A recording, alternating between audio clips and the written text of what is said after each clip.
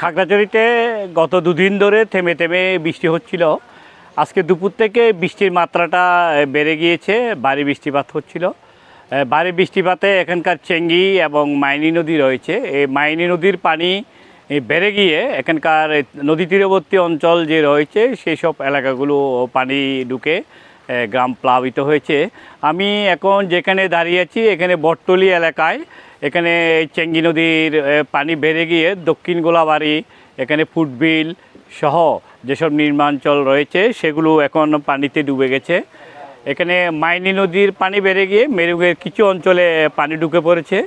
বিভিন্ন স্থানে ছোটোখাটো পাহাড় ধস হলেও বড় ধরনের কোনো পাহাড় ধসের ঘটনা ঘটেনি।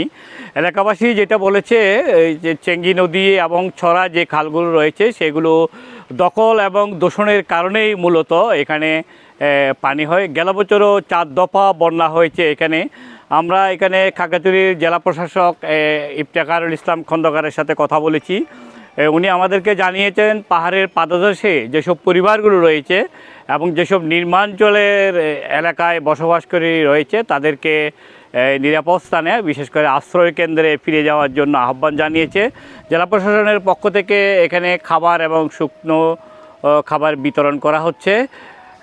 পৌর প্রশাসক এবং আমাদেরকে জানিয়েছিল যে এখানে তাদের যেই নালা নর্দমাগুলো রয়েছে সেই নালা নর্দমাগুলো তারা এখন পরিষ্কার পরিচ্ছন্নতা করার অভিযানে নেমেছে। তবুও এখানে বেশ কিছু নালা এখনও বেদখলে আছে, যার ফলে এইসব নালাগুলো দিয়ে পানি না যাওয়ার কারণে পৌর শহরের বিভিন্ন স্থানে জলাবদ্ধতার সৃষ্টি হয়েছে। শহরের সবজি বাজার, গরু বাজার এবং মুসলিম পাড়ার নির্মাঞ্চলগুলো পানিতে ডুবে আছে। আমি গতকালকে আছি আমি এখানে, তো আমি তো আসছি, যাইতে পারতেছি না, আসছি অনরমে কষ্ট মষ্ট করে আসছি।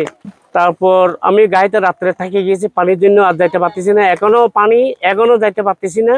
এখানে বৃষ্টির কারণে বৃষ্টির পানি ব্রিজের রাস্তার উপর পানি উঠে গেছে, আঁটুর উপরে। আমাদের গাড়ি নিয়ে গেলে গাড়ি ইঞ্জিন ডুবে যায়, ইঞ্জিনের ভিতরে পানি ঢুকে নষ্ট হয়, তার কারণে আমাদের এপারে যাত্রী নামাই দিতে হচ্ছে আর কি। খাগড়াছড়ি থেকে মোহাম্মদ জহুরুল আলম।